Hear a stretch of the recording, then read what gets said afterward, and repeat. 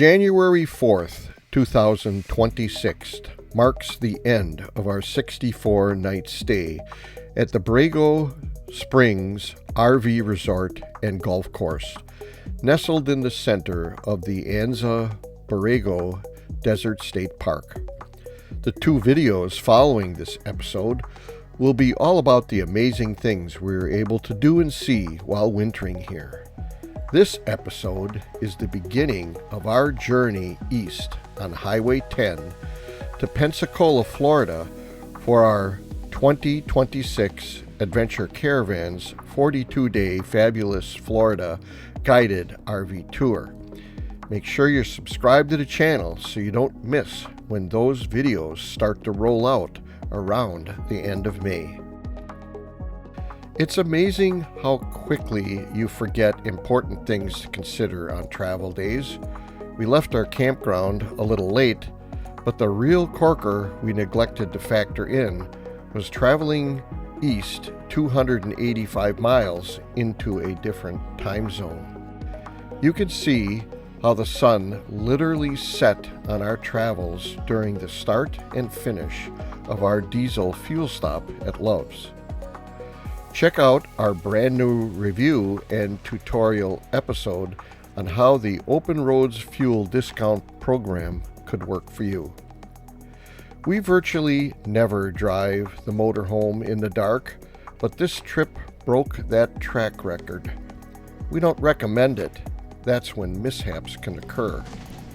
Sue and I were glad to finally arrive at a familiar and welcoming surrounding for us. It helped immensely that we knew the layout of the parking lot and the parking scheme beforehand. If you are planning to visit NIRVC Phoenix, make certain to call ahead and get the gate code to enter their business after business hours, just in case. Last summer, we had a campground maintenance worker hit the RV with the roll cage of his 0G turn lawnmower. We decided to have it repaired at NIRVC Phoenix and document what it's like to have bodywork done there while we stayed in a hotel. You can see that the sun is shining on NIRVC Phoenix, and this is the first time I'm going to have bodywork done at any of the national indoor stores. So I'm actually not looking forward to this. I've always tried to avoid that. But unfortunately, I had somebody with a lawnmower smash into me when I was in a campground. We did not totally pack up yet. So when I check in, if they say, "Oh, we're ready for you, Mr. Chandler," I'm going to have to run back there, throw my underwear in a suitcase, grab a few cameras and take off, because typically when you have body work done, because of the chemicals and the dust and dirt, you don't stay in your rig while they're doing that. So this will be one of the few times, once again, that we have to move out. Pat and Paul, who have a 2012 Dutch Star, they're kind of the canary in the coal mine for me, and this radius on the body work of the coach needed to be repainted on theirs, where the clear coat is kind of coming off from the sun cooking away on it, and it is basically just cosmetic. But you got to ask yourself, you either fix it sometime or you fix it never. And I'm kind of a fix it sometime guy. We will take a look-see to see if we can find the rig that's going to have this installed. It would be awesome if we're still here so I can record it. And here's the one that's going in. We can look that up. But I thought what's really interesting over here is here's kind of a parts bin garbage that they accumulate and then they throw it away for metal recycling. And lo and behold, here is literally two sets of Tyrons that were taken off when the customer had Rettrobands put in. So just like me, I threw mine away. These guys are throwing theirs away. So next time you're trying to decide between Retroband and Tyron, think of this video where you see customers that have previously bought these things and they end up throwing them away when they're getting new tires put on here at National Indoor and they put the Retrobands in. So you can learn a lot on the OGym channel, I keep saying that. I want to show you this. I was digging through the garbage here, and just to show you what a def head looks like. Everybody hears about them failing, and here you go. Here's what it looks like. It's all of this tubing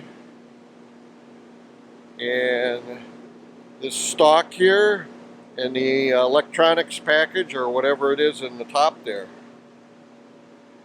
That's part of the source of all of your problems. I would say that to keep yourself on the safe side, always carry a def head simulator that you can plug in to basically mimic. It plugs into the other end of this to correspond with your control module inside your motorhome, and it will fool the system that everything's okay, because you know what? In fact, it is okay. It's just that the electronics are mixed up, and it'll allow you to get to a repair facility at your convenience and safely with full power on the engine. He builds those things so that you can safely get to your next time you can get it fixed. It's not to cheat the system, it's actually to just safely get to a repair facility. And it'll run for a long time like that. You're just not supposed to do that. You're supposed to be responsible and get it fixed as soon as possible. Must be refrigerator week this week. Just came around the corner and I noticed here's another refrigerator that's going in. Yikes.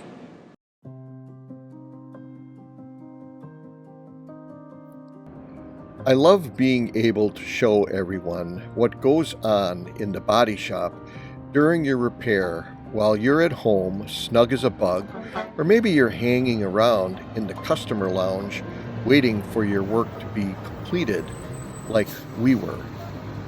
Here is Caesar, our body shop specialist, preparing our front cap area to be repainted and then clear coated. I think to the uninitiated, the amount of physical labor that needs to be done before you can start to refinish a surface on a motorhome is totally underestimated. This roof radius being refinished is comprised of 2 9-foot sections and 2 44-foot sections for a total of 106 linear feet. The fact that a motorhome is so much larger and requires you to work on a scissors lift compounds the hours required.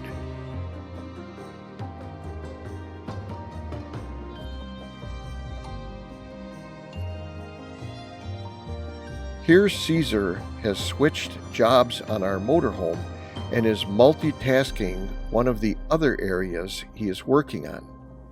I think the best advice I can give folks is to save up and stack up all of your body work to be done during one visit.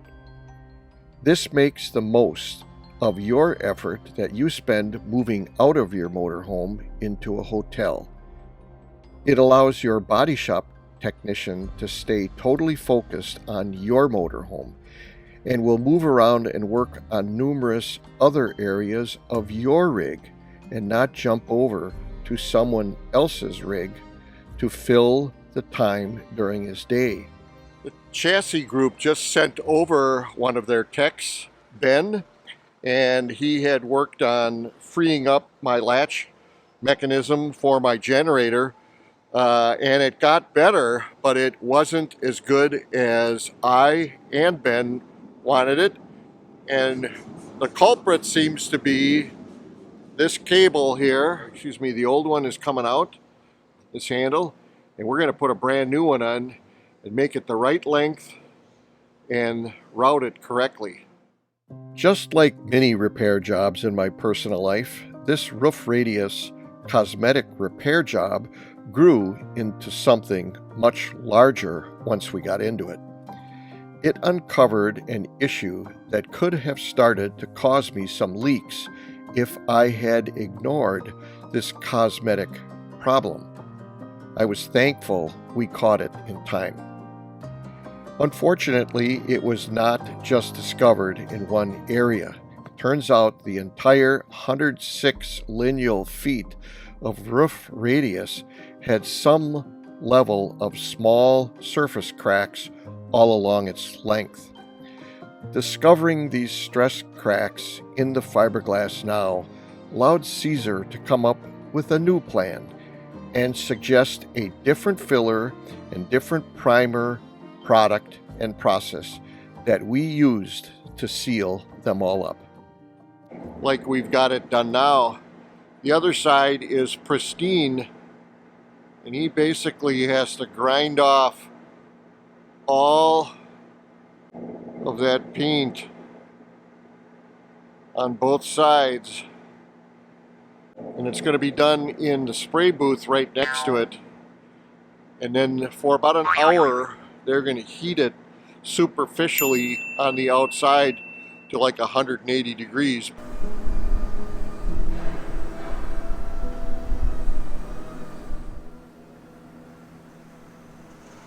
Being able to see the intense physical work that was involved in a major body shop repair was a real treat for me. I always stopped in to check up on the repair progress throughout the day, but it really was just a snapshot in time that I would witness and remember as to what was being done at that particular time.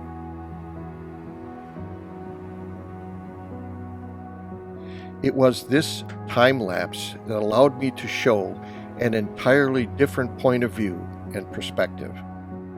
I got to see how much the scissors lift had to be relocated and how many times Caesar would encircle my coach while working on it.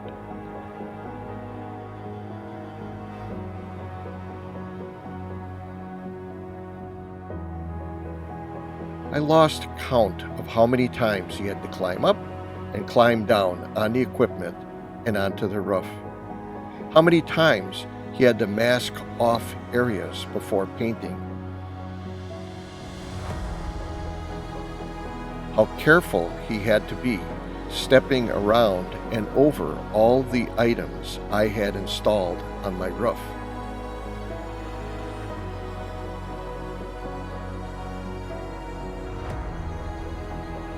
And finally, the numerous times he had to completely cover the entire motorhome in plastic wrap to eliminate overspray.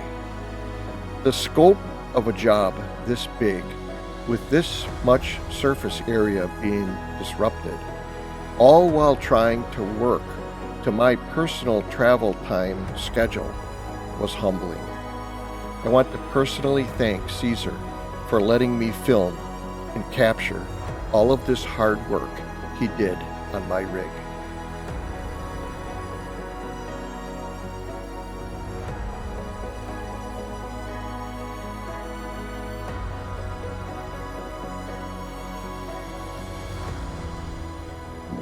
Check out the investment in being able to paint motorhomes where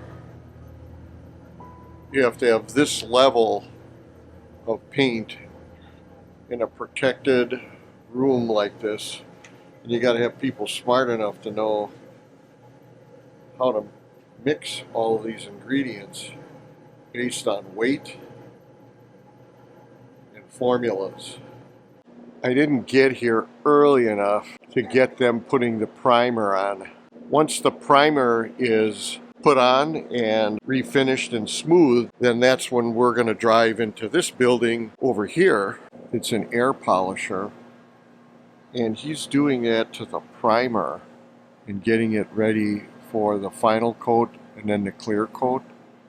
It's the first time I got a good look at the back here, and I can see that that entire back cap area was scuffed up, and that is going to be blended into the rest of the cap. And they normally don't like to do that when they have a more definitive line like this gutter, but you know, you got to know where you're going to stop. So literally the entire cap or transition from vertical to horizontal on my roof has been and will be renewed.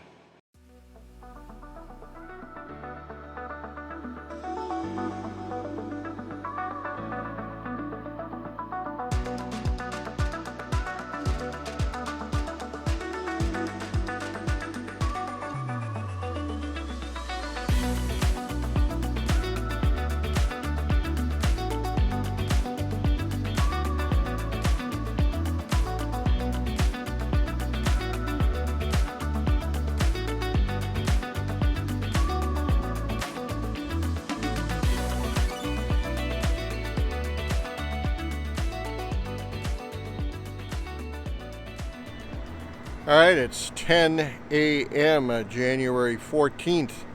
Let's see what's going on. He's got to do a little bagging now. He's rebagging the entire motorhome. Yesterday, when we left, after all of the priming and sanding and preparing the surface, actually washed it in the wash bay, and all of that old plastic that was on had to come off so that it doesn't contaminate the work that he's going to be doing in the final coat. One of the cool things about me wandering around at National Indoor, I end up stumbling across a lot of things. You can see these pads here to capture the left and right side of an axle to weigh it. And these pads on the back here are probably positioned under the other tires and axles to keep the elevation the same. But this equipment here, it's the WALZ brand. You can see that the cabling has some nice stainless steel braided connections to keep everything all in one piece.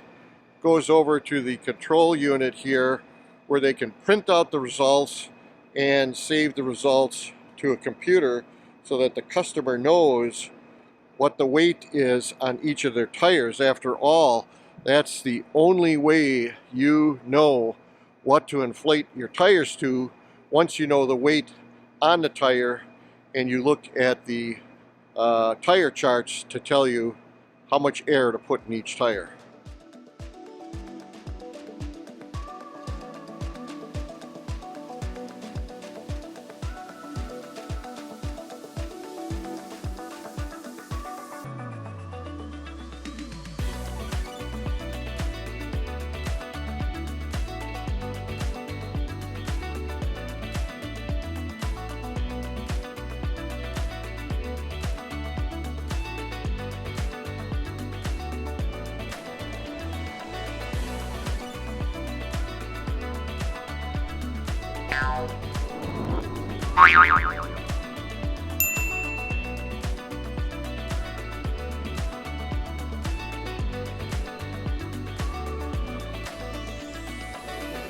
And you can see that the top radiuses have been painted and everything.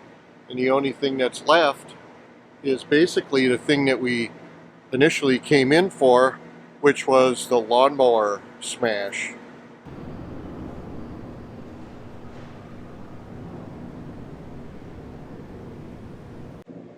So when you come to a body shop, you want to come to a place that's got the facilities and the equipment and the employees and the tools and the gear and the air and everything that they need to do the job, so that they don't have to predict every nut and bolt that they need to buy prior to you showing up, because you know what, that never works.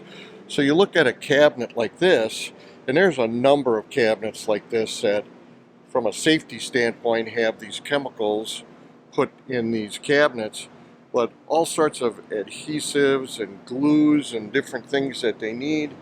This is the type of stuff that pops up, and when you need it, you need it. When you walk outside the second floor in the NIRVC Phoenix facility, on this side there's sales coaches on both sides of that aisle. But already on this side, these are kind of like long-term projects that there's a lot of work involved, and those are in those bays. But then the more routine repairs and service happens along the service bays here, where the in and out doors are. You can see in the distance here, there's a coach that's kind of perched in the air here. That one, that brown one, those are actually the lifts for the two stalls that are over where the chassis service is. And then right now in the body shop, I'm within where the curtain is, and on the other side of the curtain is where all the magic is happening for the body shop. And then in the distance is some storage, but for the most part, storage is across the street in their dedicated separate facility.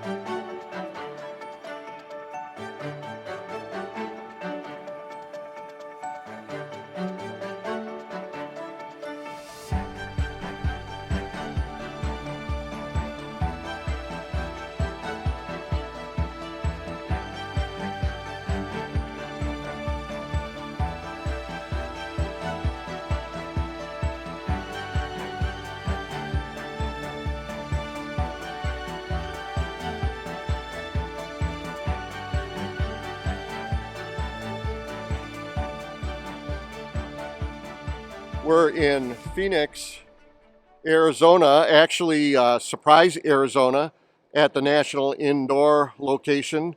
We just had some body work done on the side here, and we had the roof radius repainted. That was all checked and cracked and screwed up, and we had it glossed and painted. Looks way better now. Let's get going. Well, we finally left NIRVC Phoenix and are back on the open road. Our plan had us traveling to San Antonio, Texas for a week, and then on to Houston, Texas for a week. We had plenty of time, we thought, to travel Houston to Pensacola so that we could be there early for our 42-day Adventure Caravans Fabulous Florida guided RV tour. But then, on our first drive day, we threw an engine code that ended up being a $1,700 DEF NOx sensor replacement the next day en route when we traveled to El Paso, Texas Cummins Repair Shop. They fixed us up by dinner time, and we were on our way the following day. But the real surprise for us was the January 23rd to January 27th, 2026 winter storm named Fern that was barreling down on us, and it looked like we needed to beeline across the bottom of the USA to outrun the daily southern dropping movement of this freezing rain line demarcation. We canceled all plans moving forward, and we just did our beeline. We would like to remind folks that a limited supply of all-day pass tickets for the NIRVC Music City Motorhome Expo in Lebanon, Tennessee are still available online at musiccitymotorhomeexpo.com. We plan to be there again this year in our motorhome and would love to meet you. So until we get to meet you on the road or at the expo or in a campground someday, we invite you to join us most Sunday mornings for another episode of our journey in Myles.